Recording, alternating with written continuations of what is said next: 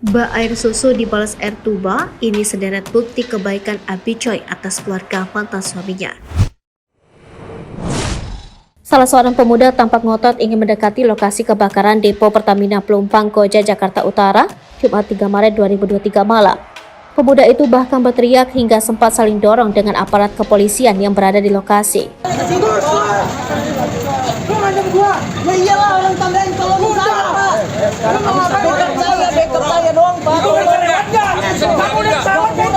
Berdasarkan pantauan Tribun Jakarta di lokasi, pria yang mengenakan kaos putih itu terlihat berlari ke arah lokasi kebakaran. Namun sebelum bisa mendekat, pria itu sudah terlanjur dihalang petugas. Pria itu pun mengatakan sedang berupaya mencari orang tua yang belum terlihat keberadaannya seiring kebakaran. Pemuda itu sempat meninggalkan lokasi sebentar. Tak sampai 10 menit kemudian, dirinya mencoba kembali mendekat ke lokasi kebakaran. Namun pria itu dihalangi petugas kembali hingga tensi memanas. Aksi saling dorong akhirnya tak terhindarkan. Petugas lalu memberikan penjelasan tegas kepada pria yang masih diselimuti emosi itu, hingga akhirnya sang pemuda bisa melunak dan menjauhi lokasi.